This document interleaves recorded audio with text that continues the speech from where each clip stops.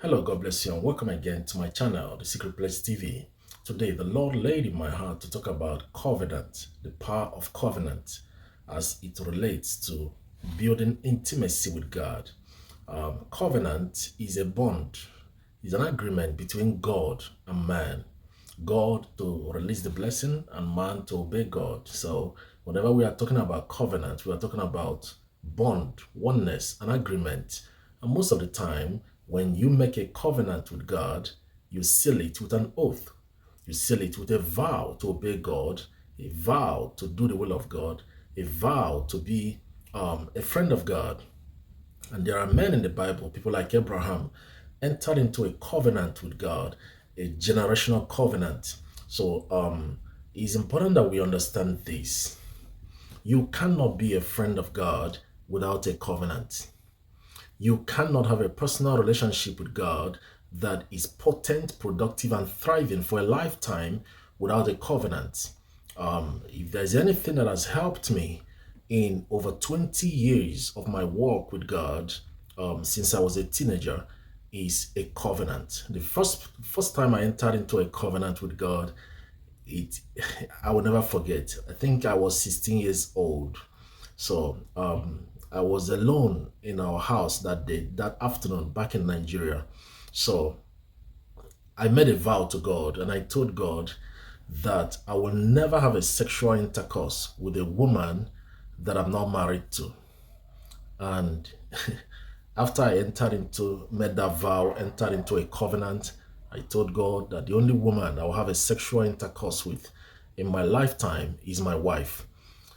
God spoke to me. That was the first time I heard the audible voice of God.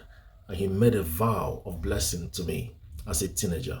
So when we are talking about a covenant, it is you entering into an agreement with God to obey Him, to do His will, to listen to His voice, to have a personal walk with Him, personal relationship with Him, and then God will seal it with a blessing. So God was speaking to Abraham, and God said to him, in blessing, I will bless you. In blessing, I will bless you. In multiplication, I will multiply you. In you, all the nations of the earth shall be blessed. Abraham was so blessed. Why? Because he had a covenant with God. God told him, leave your father's house and I will show you a land where you will be. He left without knowing where he was going. And then God came back to him and said, circumcise all the male genders or children in your house. And he took a knife and cut himself and circumcised every male in his house. And then God came back and said, take your son, your only son whom you love, and I will show you a mountain where you will sacrifice him. Abraham took Isaac, his only son, to go and sacrifice. Actually, in the Bible, in the book of Hebrew, the Bible said that he offered Isaac as a sacrifice. So God received Isaac as a sacrifice. So you cannot have a covenant with God without a sacrifice. And when we are talking about sacrifice, I'm not talking about human being.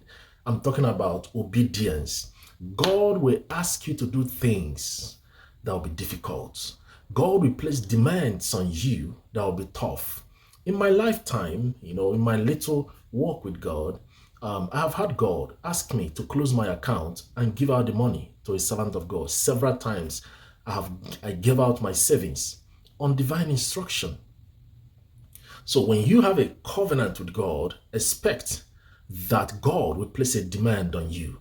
God will be requiring you to do things that are beyond your imagination, and you will have to obey Him. So today, I just want to talk to us about enter into a covenant with God. Make an agreement with God to obey Him, to serve Him, to consecrate yourself to kingdom purposes. And then you see God bless you. God bless you, and I'll see you tomorrow. Bye.